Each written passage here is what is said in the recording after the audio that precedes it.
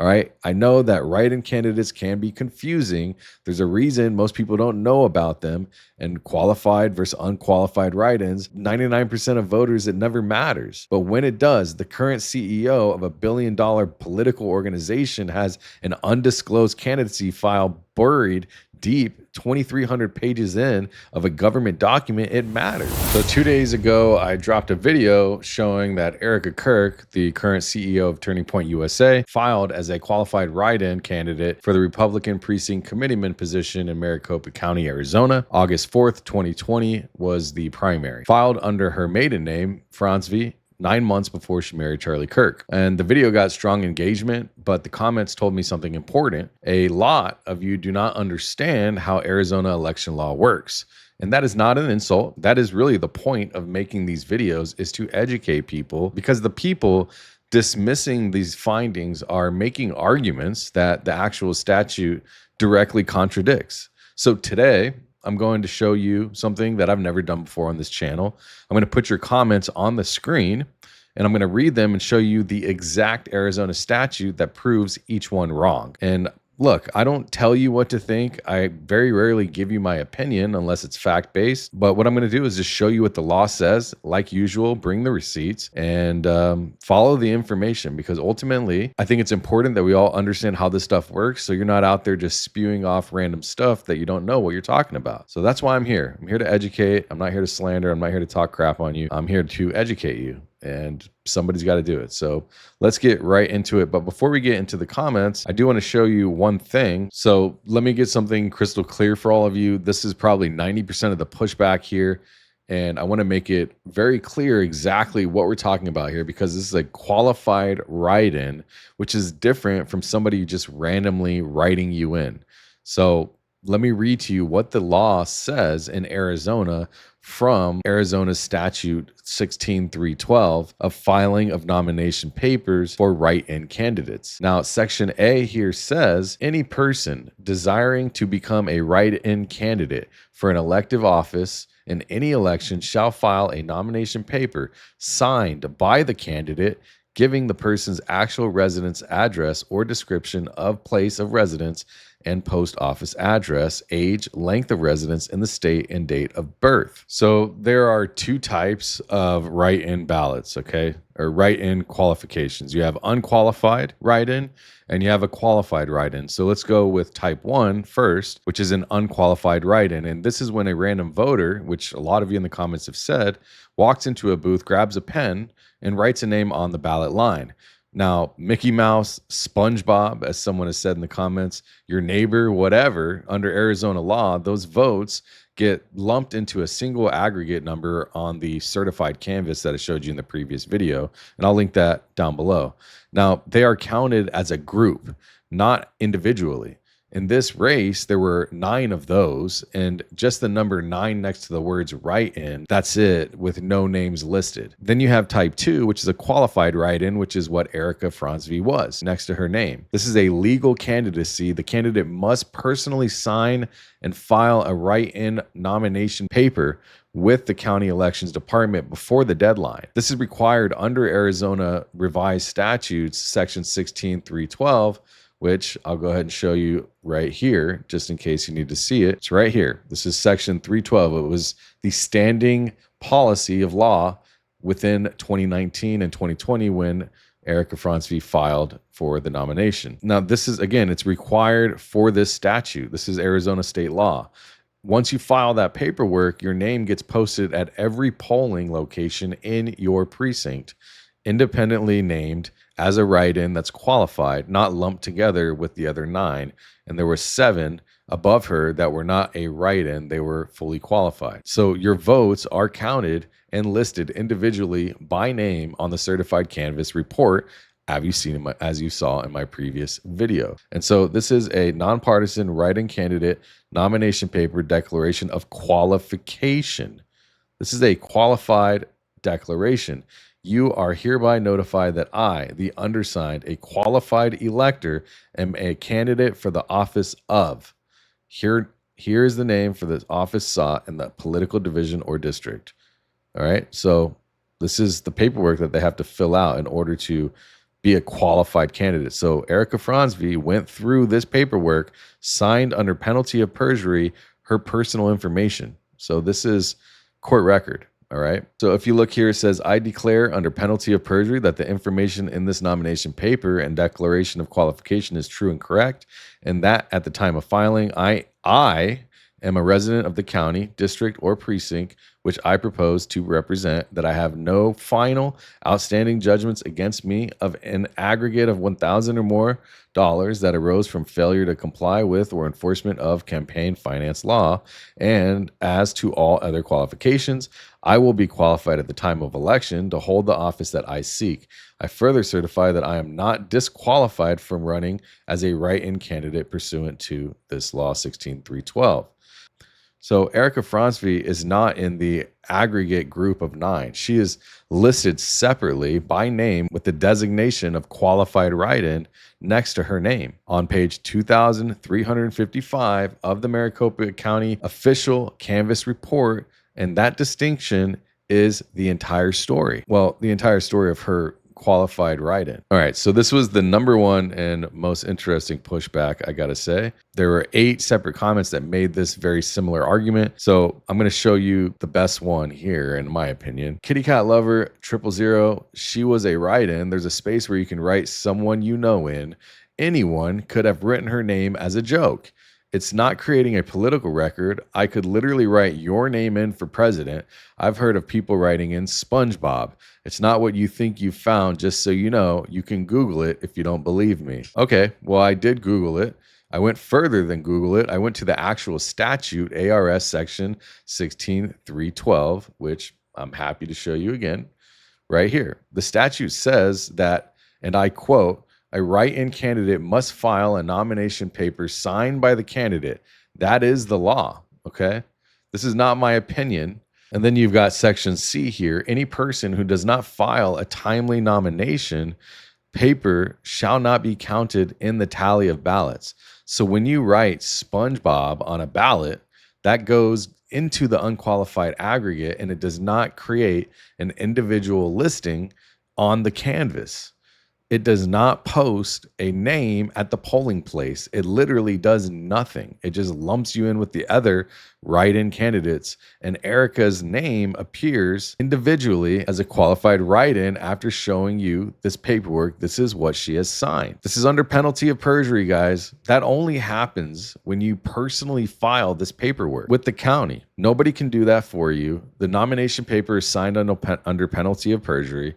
It includes your residential address, your date of birth, your party affiliation, and your precinct. If somebody else filed that paper without her knowledge, that would be forgery of a sworn government document, and that is a felony. So either she filed it herself or someone committed a felony to file it for her, and I will let you decide which one is more likely, okay? So let's take a good look at this right here, because this is going to show you the Erika Lane Frantzve qualified write-in. Now that you know the law, you can see that she's a qualified write-in. Do you see how it shows not qualified, 2 votes, not qualified, not qualified? These are all, it doesn't show their names. It does on the ballot, but it doesn't show at the end of it when they're bringing everything into the canvas report. But she was the only qualified write-in that it appears to me. So that Q, qualified, next to her name is verifiable proof that she filed this paperwork declaring that she's qualifying herself under penalty of perjury. So going back to the comments, says, I'm confused. Can't literally anyone receive a vote as a write-in? Yes, anyone can receive a vote, but not anyone gets listed as a qualified write-in on the certified canvas. That requires the candidate to have pre-filed under penalty of perjury. That is the difference, and that is why this matters. That is the whole point of me making this video. Here's another one. Bro, someone wrote her in. She didn't run. She did not need to campaign to run. She did not need to knock doors. She did not need to win at all. All she needed to do is file one piece of paper with the county, and she did that. That is the point. All right, let's show another one. We have casually observant. That is a volunteer unpaid position. Clearly, She wrote her own name on her own single ballot and no one else did. So she clearly did not get the position, and clearly she did no campaigning and entered so late she couldn't even get her name on the ballot. So this is really a nothing burger. All right, let me address every claim in the comment from this point right here, because this person managed to get several things wrong in a very small space. Unpaid volunteer position might be correct. I never said that otherwise. The significance of a precinct committeeman is not the paycheck. It's actually the access. That's very important. PC positions elect legislative district chairs, and LD chairs elect county chairs. County chairs elect state leadership. So state leadership feeds the national committee. It is the root access of the Republican Party. So she clearly did not get the position. That is obvious. She got one vote. That's also correct. I said in my video, she got one vote, and it's probably her own vote. I never claimed that she won, and obviously she didn't. I don't know how you'd win with one vote. So again, also she entered so late that her name couldn't even get on the ballot. It's another part of casually observant. And maybe that's the issue, is just being so casually observant, they're not paying attention, is that this is the wrong framing. Write-in candidates, by definition, do not appear on a printed ballot. That is what write-in means. It is not that she was late. She chose the write-in pathway, which is a separate legal mechanism for candidacy under Arizona law. And a nothing burger, I'll address that. And if it's so irrelevant, why has no one ever mentioned it? Why has TPUSA never mentioned it? Why did someone take it, finding it on page 2,355 out of a 2,300-page document, certified government document, for anyone to find out? The current CEO of Turning Point USA has an undisclosed political candidacy filing in the exact same county as these, in the exact same party apparatus where Tyler Bowyer built his entire career, from a precinct committeeman to county chairman to the RNC committeeman to TPUSA, on the board, COO, various different positions. And you think that's a nothing burger? I think it's kind of interesting to me. I don't know. Maybe I'm wrong. And there was a few comments saying that she used her legal name at the time. A few comments pointed out that Frantzve, because of her legal name at the time, she was not married yet. What's the big deal? Nobody's disputing that. Frantzve was her legal name in August of 2020. She married Charlie Kirk in 2021 of May. The question is about, why did she file at all? She was already dating Charlie Kirk. She was already inside Turning Point USA. She already had access to the political machinery through her boyfriend's organization. So why would she need her own independent credentials in the Republican Party apparatus? Obviously, what other name would she do it in? But that is the defense contractor's last name. That is Lori Frantzve's name, the woman who sits on the board of Superfeed Technologies, the woman photographed wearing a USMC E9 insignia at the Pentagon with no public military service record. And I can't tell you what this means. I'm just going to ask you to think about why. She also held a patent, which is now expired, for critical vulnerability detection in various infrastructure. So think about that. And on the board of a technology company that is known for harvesting voter data, and her daughter has applied under the last name of Frantzve while she's on this board, and now has access to political voter data. So let me connect the dots for you with no speculation, just pure documents. Let's look at Tyler Bowyer again.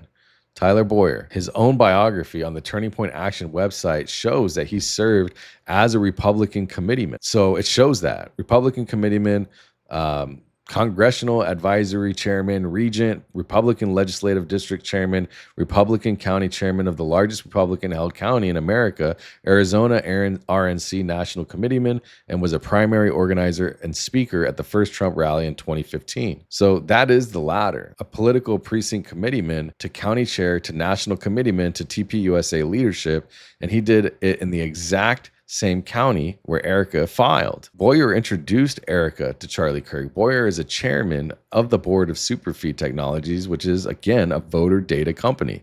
Erika's mother, Lori Franzve, also sits on the Superfeed board, and TPUSA's own spokesman admitted on record that TPUSA gets a discount on Superfeed services in exchange for Tyler Bowyer's service. So you have the man who built his entire career through the precinct committee pipeline sitting on a voter data board with the mother of the woman who quietly filed for a political precinct committeeman position in the same county while the woman was already dating the founder of an organization of the man that runs it. I'm not making accusations. I'm reading you public record and I'm asking questions that deserve to be answered. So the bottom line here is that, and I understand that most people have never heard of a precinct committeeman position. That is literally by design. I said that before. It is the most powerful position that nobody talks about. It's for a reason that they don't talk about it. All right. I know that write-in candidates can be confusing. There's a reason most people don't know about them. And qualified versus unqualified write-ins, 99% of voters, it never matters. But when it does, the current CEO of a billion-dollar political organization has an undisclosed candidacy file buried deep 2,300 pages in of a government document. It matters. It matters when that filing is in the same exact county, the same exact party apparatus where her organization's COO built his entire career. It matters when that COO and her mother both sit on the board of a voter data company. It matters. So all the source information, I'll put it in the description down below like I always do. Look, I don't tell you what to think. The law is Arizona Revised Statute Section 16312. It is on the Arizona Legislature's website. I have linked them both in the description below. I do not tell you what to think. I show you what the filings say, and then I let you decide. If you want the full context on this story, watch the live stream, watch the video before this. I'll link everything down below. If you're new here, please like, subscribe, hit that notification bell. We're building something special. This community is learning and gaining the understanding knowledge of how things actually work inside this country. And if you support this work, all you got to do is click the subscribe and that like button. I'll see you in the next one. And if you want to join for Friday membership only meetings, join us on Fridays for 99 cents.